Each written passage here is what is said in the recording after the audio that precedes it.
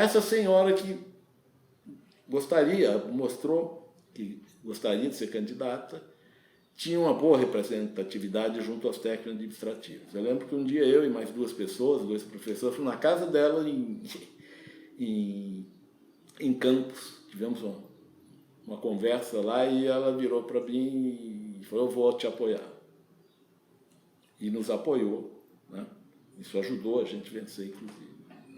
Então são essas histórias, né? Mas foi um embate duro. E nesse meio... Aí tem as baixarias das campanhas, né? Que eu acho que isso não ocorre aqui, não ocorre só aqui, ocorre em várias eleições.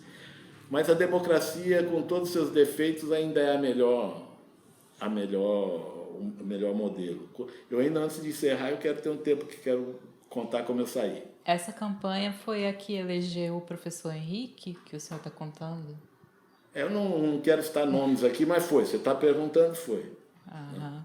Foi o Henrique que foi eleito. E a camisa que a gente fez, que era da campanha, era assim, apoio, autonomia. Tem fotos por aí, eu tenho fotos aqui. Mas foi o Henrique, sim.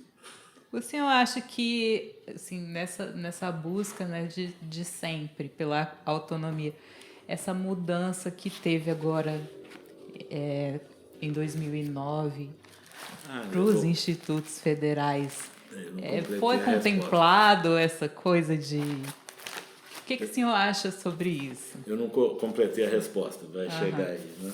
Eu só estou procurando aqui que eu não quero deixar de mostrar a saída. Mas aí eu acho aqui no momento certo.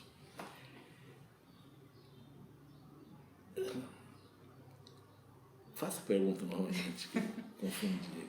Então, sobre a autonomia, né? Assim, vocês vinham lutando... Não, lembrei. Tá. É que eu confundi, que eu fui ver aqui e confundi. Mas antes eu vou àquela coisa do rastro que você pediu para chegar aí. Como é que eu acompanhei isso aqui? A história, né, de 30 anos. Que eu fiquei 2 anos e pouco e saí. Outubro, coisa de 93, eu vou mostrar aqui, 5, eu saí. Mas eu criei uma liderança grande aqui. E que por algum tempo, grandes discussões aqui não ia além se não passasse uma discussão em casa. As pessoas me procuravam, me levavam material, essas coisas. Então eu participei por muito tempo da política, vamos dizer assim, mas das discussões políticas, acabava indo lá. Fui me afastando aos poucos, as pessoas foram afastando, mas eu ia acompanhando, né, a evolução da escola, mas no início era muito ainda chegado porque eu tinha uma liderança e as pessoas me procuravam, né? Levavam material, a gente discutia lá em casa, coisas desse tipo, eleições, essas coisas todas. Depois começou a vir, eu fui me distanciando, porque eu entrei em outros projetos da UFRJ, depois me aposento e... né, fui distanciando, mas sempre acompanhando, sempre procurando saber o que estava, às vezes muito depois por leitura, outros porque encontrava algum e me davam... Foi distanciando isso. Quando começou a discussão, não do IFE, eu acho que foi Cefet antes, né? Cefet, eu acompanhei um pouco essas coisas. E aos poucos eu fui vendo que aquela autonomia que a gente pedia não estava sendo dada, mas estava sendo conquistada de alguma forma. Porque as pessoas passaram a ser gestoras né, e foi sendo conquistada. Quando começou a discutir o IFE, eu tive uma preocupação. Tenho ainda. Acho que não foi ruim como eu imaginei, eu pensei. Cheguei a visitar, que eu viajo muito pelo Brasil, eu dou cursos, palestras, cheguei a visitar 2 ou 3, eu estava na cidade, não para isso, mas estava lá para dar curso ou palestra, e eu via que tinha uma unidade, não era IFE, era uma unidade lá, uma UNED, eu ia para... que estava a mesma discussão no Brasil todo, e eu ia para ver se a preocupação que eu tinha era pertinente. E eu via que tinha gente com a minha preocupação. A grande preocupação que eu tive com essa transformação é o grande benefício que essa escola tem, que as UNEDs têm, que as escolas federais têm, é o ensino médio profissionalizante e que junto cria cidadãos e cidadãs. Com essa transformação, eu quero deixar essa mensagem aqui, né? Mas com essas transformações de você começar da graduação, começar da pós-graduação, e eu comecei a ter receio, não sei como isso evoluiu ainda, mas de a escola técnica, o ensino médio ficar assim um segundo plano. Ou seja, o professor que tem doutorado, o professor que tem mestrado, vai para a pós-graduação, eu não sei como isso está sendo resolvido. E fica assim, o professor de segunda, terceira classe, aqui entre aspas, vai para... Entendeu? Eu tinha muito esse medo. Porque quando você faz isso, as verbas, e isso acontece nas universidades, eu vivi isso na universidade, o camarada lá, o professor tem doutorado, tem mestrado, ele acaba levando o melhor equipamento, né, para os laboratórios, vai ficando o curso técnico, não sei se vocês me entendem, desassistido. Essa preocupação eu tinha e ainda tenho, eu não sei como evoluiu bem isso, né? Eu acredito que não foi tão ruim quanto eu pensava. Eles conseguiram conciliar essa coisa. Mas corremos o risco de todo momento dessa coisa existir. Eu acho que, e aí é uma mensagem que eu quero deixar para todos que estão aqui, para os alunos, não podemos abrir mão do profissionalizante, ensino técnico, junto com a formação de cidadãos e cidadãs. A cidadania tem que estar junto, né, com o ensino técnico. E não abrir mão do ensino técnico, do ensino médio, tempo integral. Isso eu queria reforçar para vocês aqui que lutem por isso. Isso para mim é fundamental. Agora eu acho que a gente vai mudar um pouco isso, mas a gente está caminhando para um outro patamar, com outro governo aí, mas eu acho que agora a gente pode melhorar isso, né? Então esse eu vim acompanhando esse rastro e volta e meia encontro um outro, agora bem menos, me chamam cada 10 anos, sei lá, né? Quem sabe daqui 10 anos eu volto aqui, né? Mas você passa em frente, estou procurando saber, leio, porque eu me orgulho quando passo em frente de ter feito essa história aqui, ter ajudado, né, essa instituição, e principalmente isso que eu estou falando, eu ajudei a formar alunos, mas também os professores. Numa boa discussão, uma coisa, perceberam que aquele embate tinha razão, né?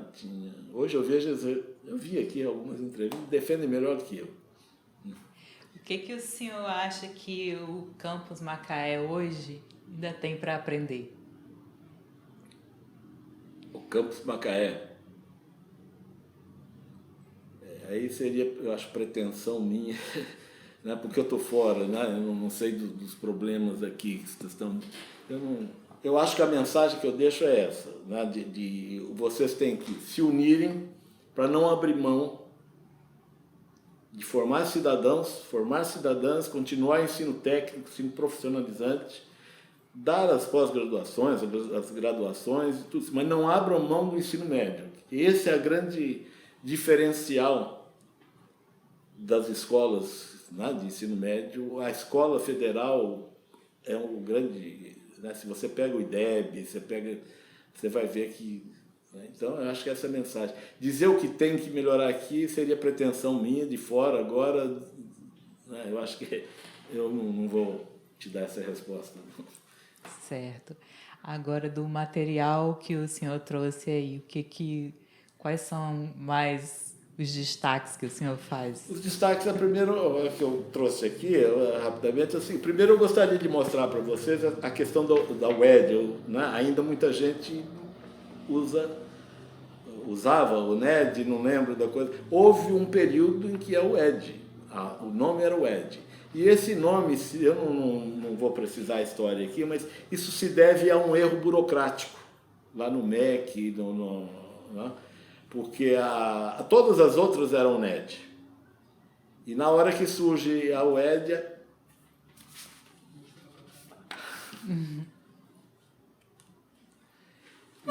No caso da UED, por registro, lá aquilo que eu falei, se você vai no cartório, né, a intenção é te registrar como Maria, mas lá saiu Isabel, você passa a se chamar Isabel até que se modifique.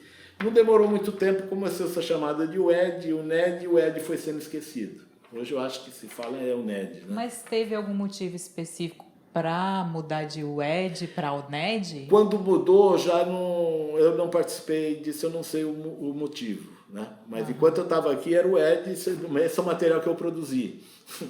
Né? E eu era fiel ao ED, mas era chamado de UED. Inclusive eu mostrei aqui para vocês, não era só eu que chamava de UED, não.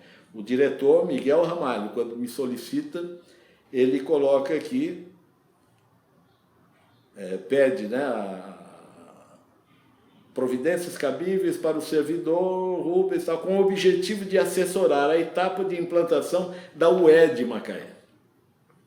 Né? Então eu chamava de UED porque todos chamavam no início, diretor. Então por isso que eu trouxe para mostrar que era o UED, né? Isso aí é a história. Hoje a gente chama de UNED. O protécnico, né, que eu contei a história aqui também, isso tudo eu que fazia essas coisas aqui, né, sem técnica nenhuma, né? Então eu fui usando, isso aqui foi do protécnico.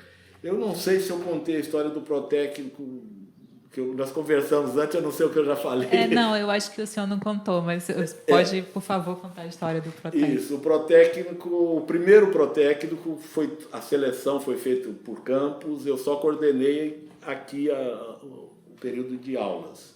Mas eu coordenei um protécnico aqui, que foi... O protécnico era o preparatório. É o preparatório. Preparava os alunos para fazer a prova para entrar para aqui, né? E ele já começou a funcionar antes de... A primeira aula foi do protécnico, começou lá 11/5/93. Estava em obra ainda. Mas essa seleção foi feita por campus. Eram alunos daqui de Macaé, mas foi campus com escolas daqui de Campos. Né? Eu só coordenei a coisa. Foi 11/5. Essa foi a primeira aula na escola. Na realidade, a inauguração é 29, mas a primeira aula foi 11/5. Deixa eu ver se eu acho. O protécnico foi esse, eram 315 vagas, funcionava às segundas e terças, manhã, tarde e noite. Eram aulas de português, matemática, química, física e biologia. Mas depois eu coordenei um protécnico aqui, onde fizemos a seleção. E aí eu introduzi junto com a equipe, o método introduzido não foi o de prova. Eu propus a seleção analisando a condição socioeconômica do aluno, da família, né, do núcleo familiar. Foi uma boa experiência, uma bela experiência, mas causou muitos problemas, né? Essa coisa, porque eu consegui montar uma equipe, tinha psicólogos, pedagogos, vários profissionais afins, montamos uma boa equipe para fazer essa seleção. Fizemos um vocabulário, né? Eu lembro que eu pedi até a minha secretária, ela era engenheira, e nas férias eu falei, quando você voltar de férias, você me traz uma fórmula aleatória de quantas pessoas a gente tem que ir na casa para aferir as respostas que serão dadas aqui. Né? Porque a gente perguntar, fizeram um formulário e perguntaram, o senhor mora numa casa de quantos metros quadrados? O número da família, o senhor tem carro, tem piscina, tem... Levantar a condição socioeconômica e selecionava aqueles que tinham menor condição socioeconômica. Foi muito bom, eu acho que o resultado foi bom. Até hoje eu encontro ex-alunos na rua, aqui em Macaé, ou Rio das Ostras, que me agradecem que aquela foi a última oportunidade que tem. Porque senão não tem uma boa escola, tá, faz a prova, não passa, não entra para cá. Ao fazer essa seleção, eu acho que consegui dar a última oportunidade, muitos, né, aproveitaram, se formaram aqui. Hoje, mas isso me deu a equipe teve problemas, porque pais às vezes não aceitaram, porque eles preenchiam um formulário equivocado, errado, diziam, moravam em casas boas aqui, Macaé, Rio das Ostras, tinham piscina, tinham carro, tinha televisão, e no formulário dizia que não tinha, morava numa casa de 70 metros quadrados, não tinha carro, não tinha piscina. Aí a gente ia lá, aleatoriamente, e via que tinha, cortava. Alguns não entenderam isso e até ficaram, por muito tempo, vamos dizer assim, não gostavam de mim, ficavam de mal de mim, da minha pessoa, porque eu conhecia, principalmente em Rio das Ostras, algumas pessoas, e eu ficava na equipe. Eu não participava da equipe que colhia os dados, mas eu circulava na sala. Então, às vezes, alguém que estava, eu passava e ficava vendo a resposta, e eu tinha combinado com o grupo, que ia ser aleatório depois, né? O número de pessoas pegava lá no formulário. Mas eu tinha combinado que, se eu percebesse alguma coisa, eu fazia o sinal e a pessoa fazia um xizinho, aquele lá a gente vai, na casa. E eu via pessoas que eu conhecia, sabia onde morava, daí a pessoa, o senhor tem carro? Não. O senhor mora onde? Ele dava o endereço lá, o senhor tem... Eu sabia que tinha piscina, tinha carro, tinha churrasqueira. Aí eu fazia um sinalzinho, o grupo pegava, ia lá, constatava que não era mentira, chegava aqui, era eliminado. E muitos vinham depois na minha sala reclamar não entendiam o porquê estavam fazendo aquilo. E eu tinha que manter a equipe, a coisa, e eram eliminados. Passaram muitos? Passaram porque é aleatório. Aqueles que eu sabia, que o grupo sabia, não passaram. Mas muita gente contornou isso aí. E o nosso primeiro curso técnico era qual curso? E o senhor lembra os detalhes? Foram dois, eu acho que dois, o eletrotécnico e eletrônica, se não me engano. Esses foram os dois que começaram. Que foi muito em decorrência de suprir a necessidade da Petrobras. Aí a Petrobras teve uma boa influência. Não é que estava construindo a escola, mas eles precisavam de mão de obra.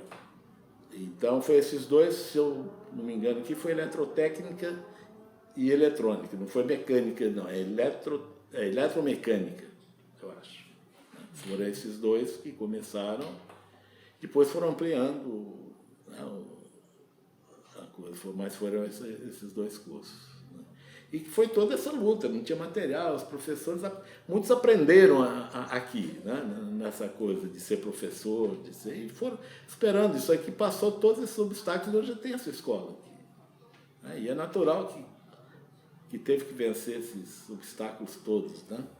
Isso eu acho que é... Pode perguntar, que eu estou caçando aqui o negócio, quero mostrar para vocês.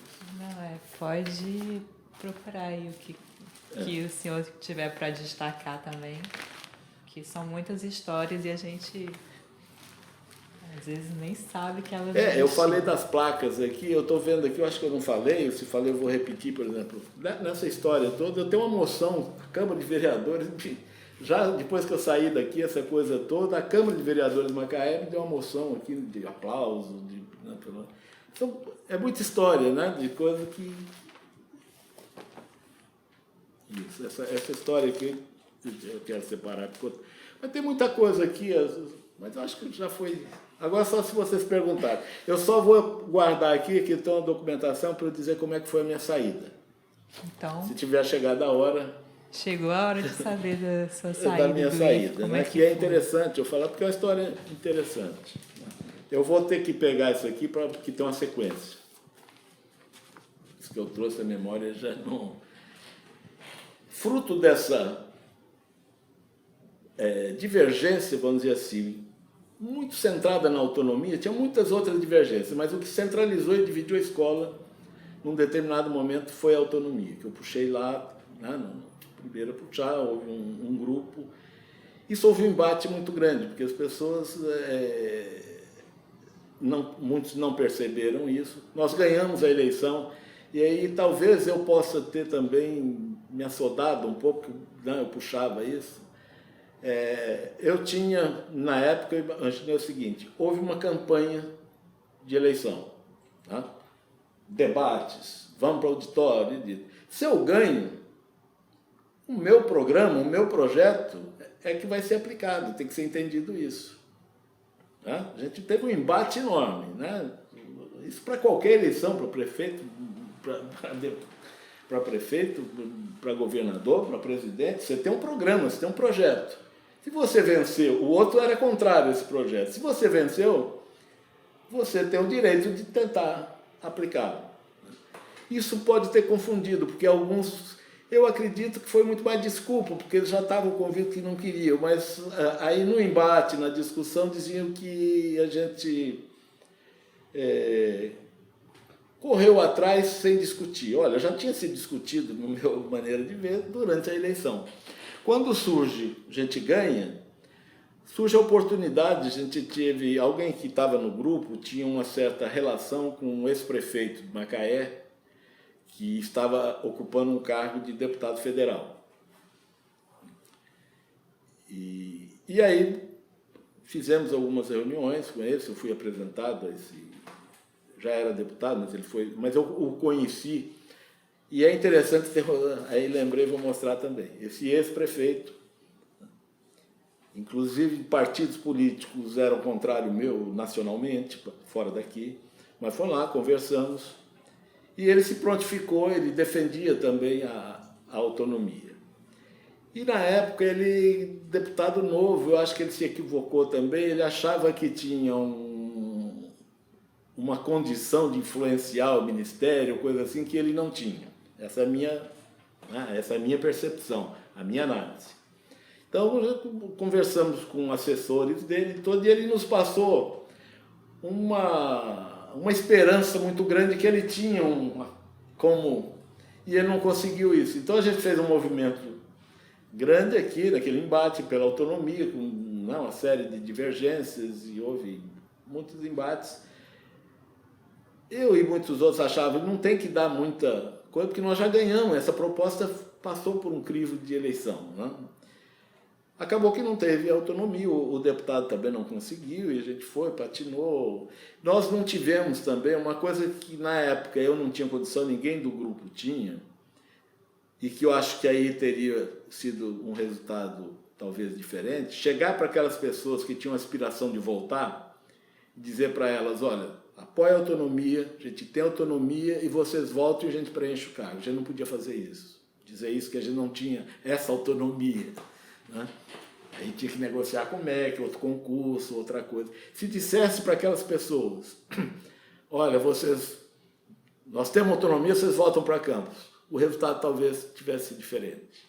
Mas nem nós tínhamos essa autonomia de propor isso, de garantir isso, né? Porque isso ia ser uma briga com o MEC para dar autonomia, mas você já teve concurso. Então, isso foi esse embate todo. Só que eu lembrei, enquanto estava falando desse prefeito, como eu tive essas placas, tive essa moção aí da Câmara, depois que eu saí daqui também, eu acho que foi em 97, nesse mesmo período que os alunos homenagearam, o prefeito daqui mandou um ofício para o diretor da COP me solicitando. Porque sabia que eu tinha saído daqui, tinha mandado para lá, e aí houve também um mal-entendido, que ele achava que eu aceitava, que eu aceitaria, e manda o ofício para a COP. Aí eu vou, o diretor também...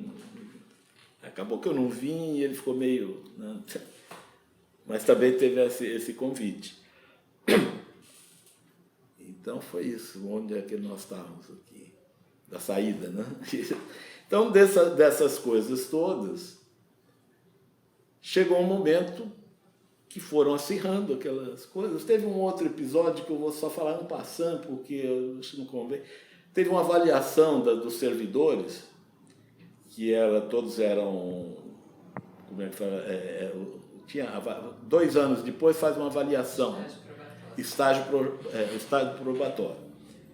E aí veio a avaliação, os servidores que estavam sobre a minha coordenação, eram algumas sessões, o meu método foi assim, eu chamava a sessão e pedia para a sessão avaliava, né? E eu acabava endossando, que eram as pessoas que trabalhavam junto. E houve um caso, não vou citar aqui, só um passando, uma daquelas sessões avaliou mal uma servidora, um servidor, uma servidora, eu endossei, e aí é o estado probatório, a pessoa vai ter consequências. Veio a direção de campo, a representação da direção de campos, veio e me pediu que eu desse uma chance. Isso também eles não gostaram muito. Eu falei, eu dou a chance, mas no relatório eu vou dizer que o grupo reprovou, eu endosso a reprovação, mas eu aceito o teu pedido. Eram superiores, vocês dão a posição final. Isso não foi muito bem aceito também não, mas é história. Mas a maior coisa a questão é a autonomia, né? A discussão da autonomia. E por ter vencido a eleição também, mas eu tinha amigos também em Campos, eu tinha relacionamento em Campos. Né? Muita gente não gosta, é o cometa, né? Ninguém fica indiferente.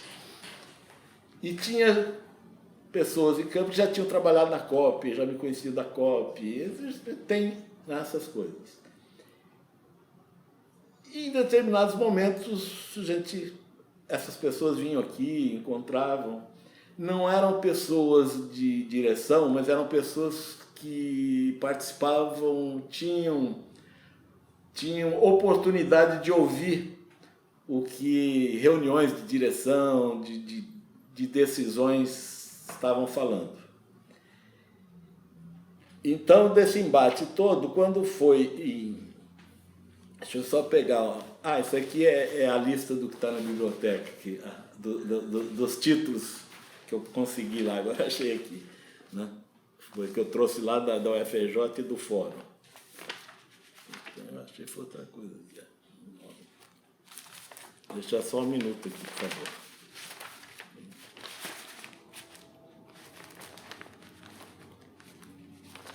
Caramba, isso aqui seria muito... Por favor, eu acho que é importante achar isso aqui.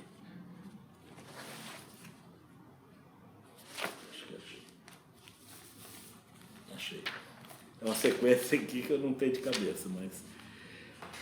Fruto dessas divergências e todas, tudo isso acontecendo, um dia uma dessas pessoas que eu ouvia, participava de discussões lá em Campos, esteve aqui, me chamou e falou, olha, cuidado, porque estão discutindo lá te mandar de volta para a COP. Teve um grupo daqui, me deu nomes, eu não vou citar nomes aqui. Fulano, estiveram lá conversando e estão pedindo que te devolvam. Eu jogo xadrez também. Então ele falou, olha, aí eu pensei muito, falei, eles vão me mandar. Mas aí eles não vão ter o gosto de ter o ganho político. E fiz um planejamento de enfrentar essa coisa aqui. Quando daí passou mais um tempo, encontrei outro de lá e falou, olha, estão discutindo, né? Estão discutindo como fazer, mas você vai ser devolvido à COP. Quando me dizem isso, como eu falei, eu jogo xadrez, tem uma linguagem no xadrez, uma frase que joga xadrez, aí diz, lance esperado, porém não temido. Não sei se esse jogo xadrez conhece isso. Eu me preparei para o lance esperado que não seria temido. Isso foi em junho que veio essa notícia. Alguém chegou e falou, você será devolvido. Aí no dia 27 de junho, eu chefiava aqui a DI, que era um termo lá. Aí eu faço um ofício para a direção e solicito o meu afastamento da direção, da chefia, e sugiro aqui 2 nomes para continuarem lá. Então o que eu fiz? Eu me afasto, não sou mais chefe, eu sou apenas aquele colaborador da COP que está aqui. Continuo na sessão, mas sem... Né?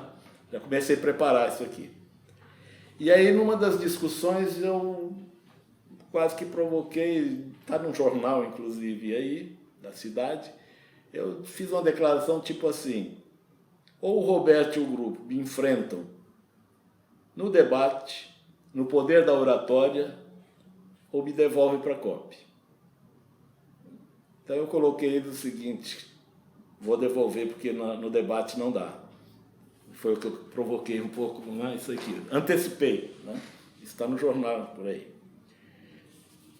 Aí eu entreguei essa coisa.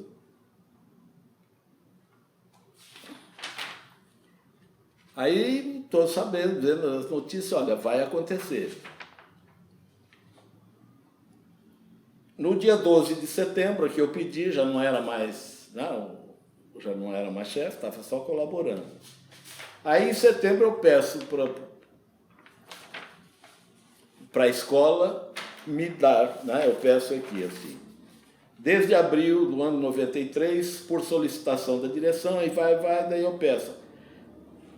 Venho colaborando. Através desse venho requerer a Vossa Senhoria uma declaração das funções, se tinha me perguntado, das funções e cargos por mim exercidos até a presente data. Solicito também que essa direção faça uma avaliação do meu desempenho.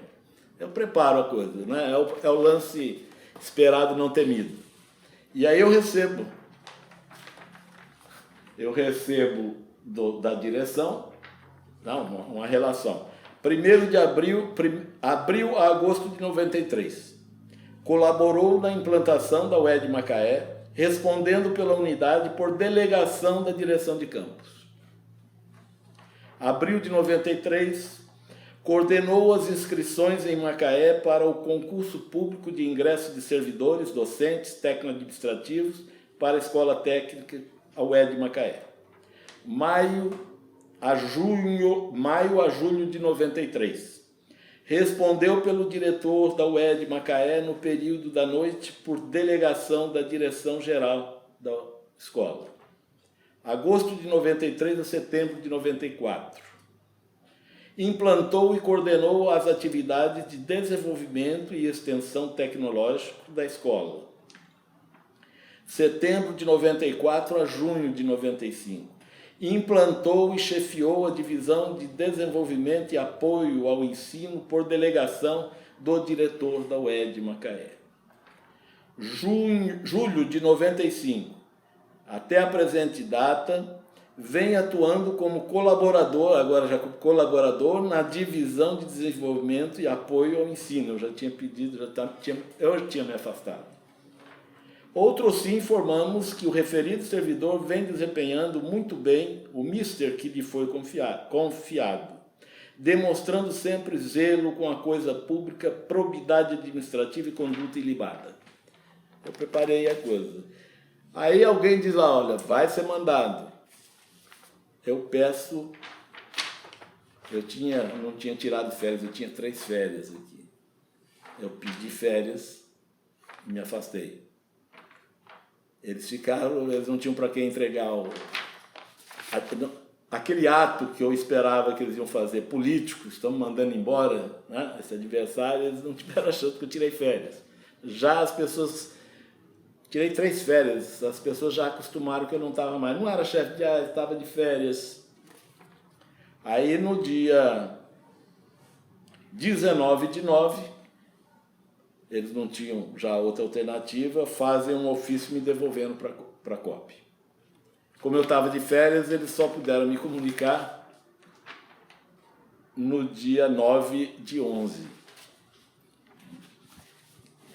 E aí eu voltei para a COP, recebi aí umas homenagens e tal, mas eu já tinha me afastado já há algum tempo, estrategicamente, eu sabia, é lance esperado, não temido, porque eu já tinha preparado. E não tiveram, aí é um embate político, não tiveram a oportunidade de chegar aqui no auditório e me dispensar e mandar para a COP. Né? Agora, houve, nesse coisa, eles podiam não ter feito isso, eu colaborei para que não fizessem, mas podiam, num determinado momento, mesmo de férias, me chamar, agradecer e dizer, o Roberto não precisava ter ido para o jornal e dizer que ele deu entrevista, eu tenho aqui a entrevista dele e a minha.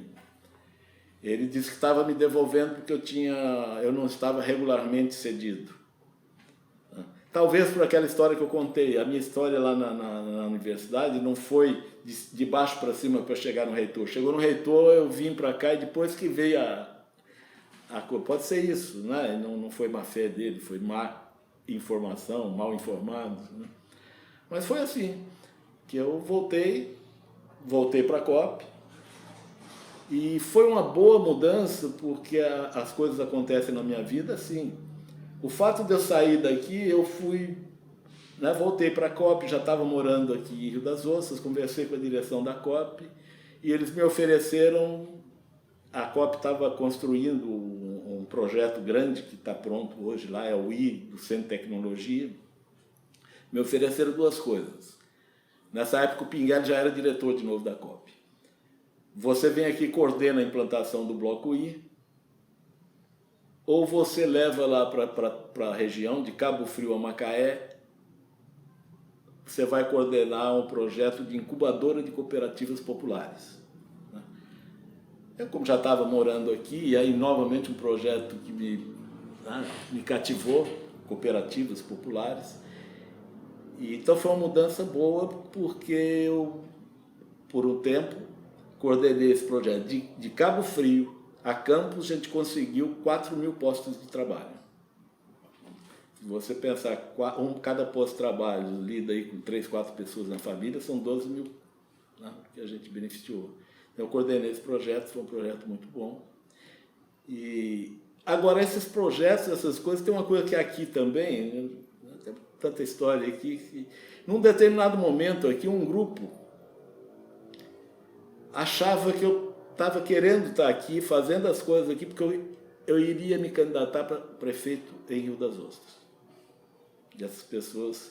E nesses embates, poder de oratória, houve coisas... Hoje eu acho que isso superou. Mas em determinados momentos eu acho que eu fui muito enfático no falar, na oratória. Alguns ficaram meio traumatizados. Eu espero que isso tenha terminado, mas até as últimas vezes que eu encontrei uma pessoa aqui, teve essa coisa, né? Não quis dar placa, essa coisa. Não posso deixar de falar também, eu não sei se falei aqui na entrevista, a gente falou tanta coisa, né? De um dossiê que existe. Eu acho que eu gostaria de falar sobre ele. Mas eu encontrei uma pessoa dessas, dos embates e coisa, 2 vezes e estava com a esposa. A esposa muito educada, muito fina. E ela veio me cumprimentar e a pessoa não sabia por onde olhar. Eu fiquei até com um trauma de coisas, espero que esse tenha superado, mas 2 vezes aconteceu isso. São relatos, né, que a gente conta. Eu não sei se vocês me perguntaram, se eu falei sobre um dossiê que existe aí, mas talvez seja interessante contar também, se vocês me perguntarem. Eu acho que a gente estava... Se fechou o horário... Estava off the record quando o senhor falou sobre o dossiê. É que nós conversamos algumas coisas...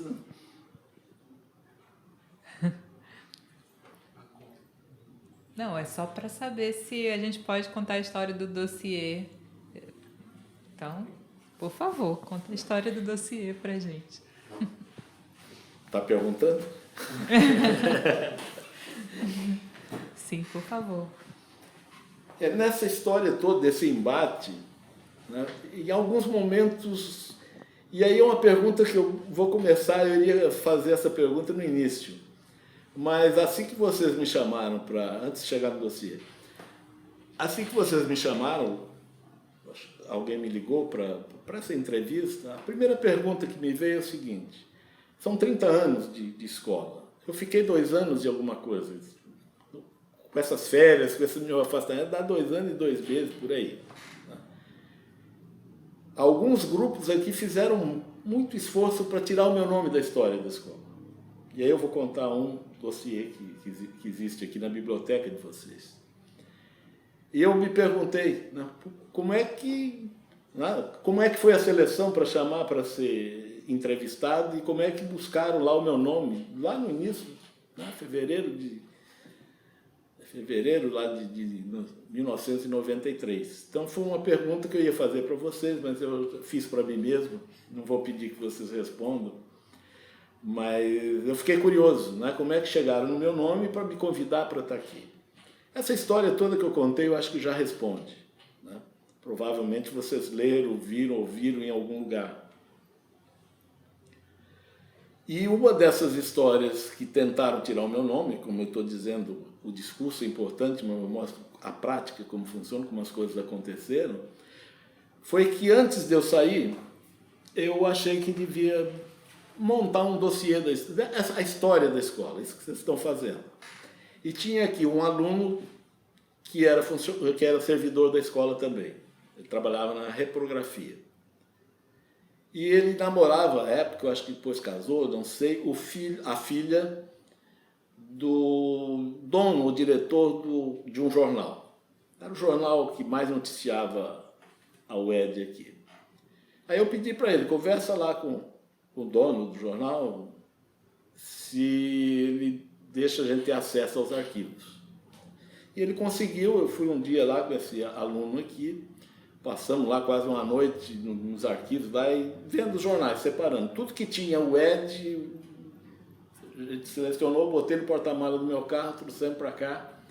E aí eu e esse aluno, e funcionário também, fomos separando. Ele era da reprografia, então eu olhava lá, aqui tem, tira uma cópia. Foi formando, acho que tem um dossiê dessa grossura aqui mais ou menos. Tudo sobre, desde o início da discussão lá atrás, ainda vereadores, de toda a história de Macaé. A gente pegou lá no arquivo do jornal e eu fui, trouxemos, tirou cópia, eu juntei aquilo ali, eu juntei aquela cópia, levei para a direção e falei, olha, monta. O meu trabalho foi juntar as cópias. Foi montado 3, eu tenho notícia que foram montados 3 dossiês. Um, como eu tinha dado, tinha as pessoas aqui, quando ficou pronto, me levou em casa. Tem um na biblioteca aqui, e tem um outro que circulou, eu não sei onde está hoje. Eu tenho quase certeza que o que está na biblioteca não é igual ao meu. A gente pode verificar, mas eu tenho quase certeza, só se adicionaram agora. A última vez que eu vi, o da biblioteca não era igual ao meu. O que aconteceu? Foi eu quem selecionei a matéria de jornal. Eu que pincei lá no arquivo. Eu sei quais as matérias estavam ali.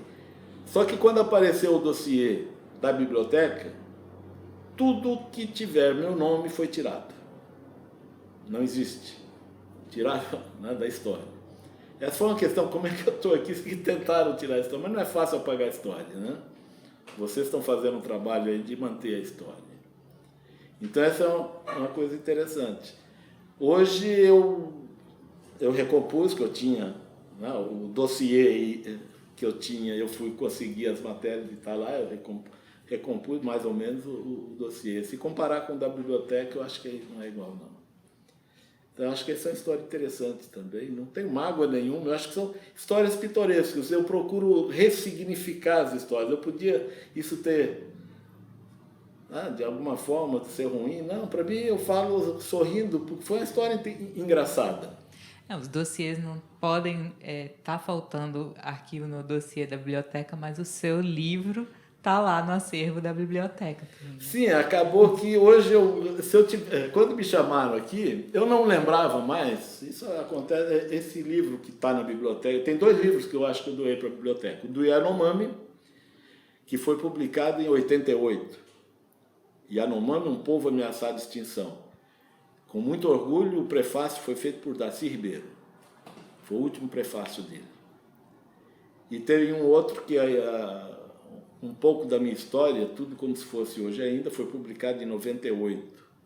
Eu não lembrava mais que boa parte, se ler o texto que está lá, é essa entrevista aqui quase, mas eu não lembrava mais que estava. Tem um texto num livro meu, que está aqui na biblioteca, que conta essa história. Não sei se toda ela, mas isso é interessante.